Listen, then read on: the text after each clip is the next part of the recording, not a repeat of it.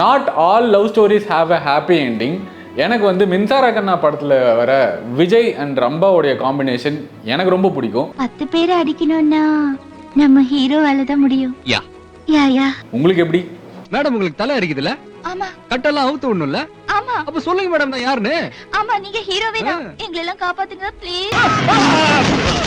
எனக்கு இல்லனாலும் பரவாயில்ல, எங்க இருந்தாலும் நல்லா இருக்கட்டும்னு சொல்ற பசங்களுக்கு மத்தியில எப்போ என் கூட தான் இருக்கணும். எது?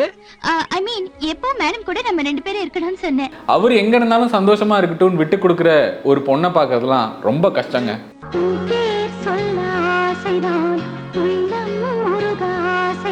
இந்த படத்தை பார்த்து முடிச்சதுக்கு அப்புறம் நிறைய பேர் சொன்ன ஒரு விஷயம் என்னன்னா, அப்படியே ரியல் லவர் மாதிரி ஃபீல் பண்ணி நடிச்சு பாட்டு பாடுனதுல எல்லாரும் அப்படி நம்பிட்டாங்க தெரியுமா? ஹீரோயினை விட இவங்க பெட்டரா பெர்ஃபார்ம் பண்ணிருக்காங்க இந்த படத்துல அப்படின்னு சொன்னாங்க. என்னது நடிச்சனா? யோ ரியலாவே நான் உன்னை லவ் பண்றியா? எது? How many of you noticed K.S. Ravikumar wrote a beautiful dialogue in this movie? நீங்க நினைச்சது உங்களுக்கு கிடைக்கல, நான் நினைச்சது எனக்கு கிடைக்கல. நீங்க நினைச்சது உங்களுக்கு கிடைக்கல, நான் நினைச்சது எனக்கு கிடைக்கல, இனியாவது கிடைக்கிறது நினைப்போமா அப்படின்னு. இனிமேலாவது கிடைக்கிறத நினைப்போம். மின்சார கண்ணா ஆல்பம்ல எனக்கு ஹோல்சம்மா எனக்கு ரொம்ப பிடிச்ச ஒரு பாட்டு வந்து ஹலோ ஹலோ ஹலோ, எங்க போறீங்க? இமேஜினேஷனா? ஊதா ஊதா ஊதா பூ அப்படின்ற பாட்டு. பேசாம வண்டி ஓட்ட சொல்லு. சரிங்க, பேசலங்க, நீங்க உட்காருங்க. ஆனா நான் பாட்டு பாடுவேங்க. ஊதா ஊதா ஊதா பூ.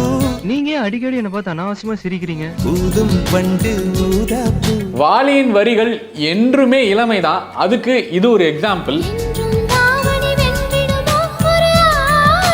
அதையும் ஒரு மாதிரி சிரிச்சுக்கிட்டே சொல்றீங்க. அதெல்லாம் ஒண்ணும் இல்ல.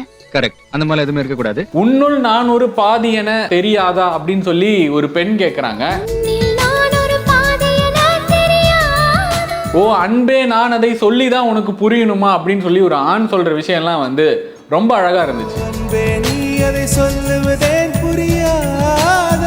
இந்த மாதிரி அண்டர் ரேட்டட் லவ் காம்போ உங்களுக்கு எது ரொம்ப பிடிக்குமோ அதை கமெண்ட்ல சொல்லுங்க. இதை யாருக்கு ஷேர் பண்ணணுமோ அவங்களுக்கு ஷேர் பண்ணுங்க. அவரை காதலிச்சா அதுவும் ஃபெயிலியர் ஆயிடுச்சு, அப்புறம் எப்படி டெய்லி அவர் முகத்தை பார்த்துட்டு உங்க கூட வாழ முடியும்?